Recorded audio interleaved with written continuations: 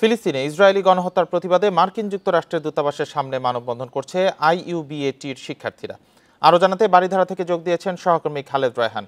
খালেদ, এই মানববন্ধন কর্মসূচির সর্বশেষ পরিস্থিতি নিয়ে জানাবেন, কি অবস্থা সেখানকার? বান্ডেল থাকলে প্রতি সেনমানিতে টাকা বাঁচবে। বিকাশ সেনমানি বান্ডেল কিনে জিতুন প্রতি লেনদেনে।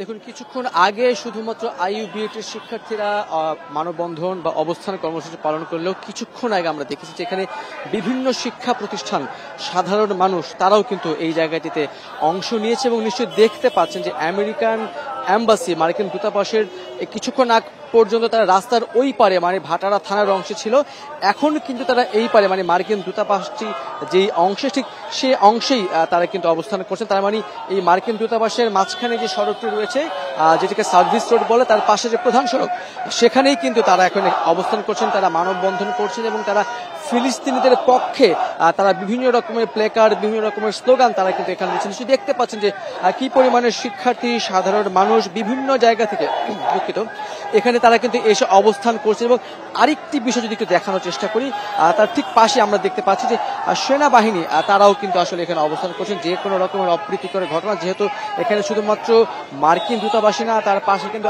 আরো কয়েকটি দূতাবাস রয়েছে। এই একটি গলির মধ্য দিয়ে বারিধারা গুলশানের যে লিঙ্ক রোডটি রয়েছে, এই পুরো এলাকাটিকে নির্বিঘ্নে রাখার জন্য, নিরাপত্তা নিশ্চিত করার জন্য এবং যে কোনো ধরনের অপ্রীতিকর ঘটনা মোকাবেলা করার জন্য তারা কিন্তু এখানে অবস্থান করছে। এবং আমরা দেখেছি যে সেনাবাহিনীর একাধিক ডিপ্লয়মেন্ট কিন্তু এখানে রয়েছে।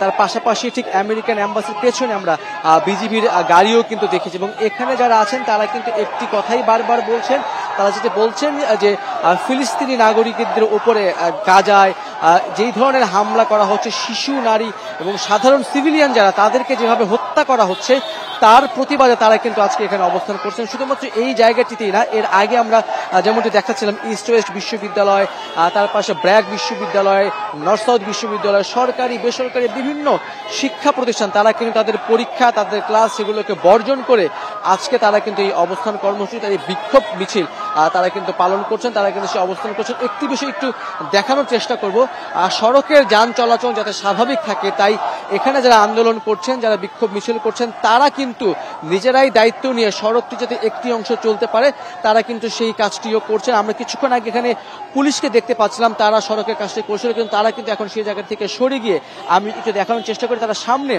তারা কিন্তু অবস্থান করছেন। এখানে পুলিশ, আমি যদি বলি সেনাবাহিনী, বিজিবি সকল সদস্যরাই এখানে কিন্তু তারা অবস্থান করছেন এবং তারা কিন্তু ফিলিস্তিনবাসীর পক্ষে তারা কিন্তু বিভিন্ন রকমের স্লোগান দিচ্ছেন। এবং যারা এই নৃশংস হত্যাকাণ্ড চালাচ্ছেন সেই ইসরায়েলিদের উপর তারা কিন্তু ধিক্কার জানাচ্ছেন। সাধারণ নারী, শিশুদের উপর যারা হত্যাকাণ্ড করছেন তাদের প্রতি কিন্তু তারা আসলে ধিক্কার জানাচ্ছেন। আমি যদি বলতে যাই, সকাল থেকেই কিন্তু বিভিন্ন শিক্ষা প্রতিষ্ঠানের সামনে এই ধরনের কর্মসূচি পালিত হয়ে আসছিল এবং তারপরে আমরা দেখেছি প্রথমে তারা এখানে দাঁড়াতে চাইলেও আইন শৃঙ্খলা বাহিনী, সেনাবাহিনী তাদেরকে কিন্তু এই অংশটিতে না দাঁড়ানোর অনুরোধ করেন। প্রথমে তারা ওই পাশে চলে গেল, কিছুক্ষণ আগেই কিন্তু তারা এই এম্বাসির সঙ্গের যে সড়কটি রয়েছে সেখানে তারা অবস্থান করছেন। সেনাবাহিনী, পুলিশ তারা অবস্থান করছে যাতে অপ্রীতিকর কোনো ঘটনা না ঘটে, যেহেতু এখানে একাধিক দূতাবাস রয়েছে, সেটিকে নিশ্চিত করার জন্য তারাও কিন্তু কাজ করে যাচ্ছেন।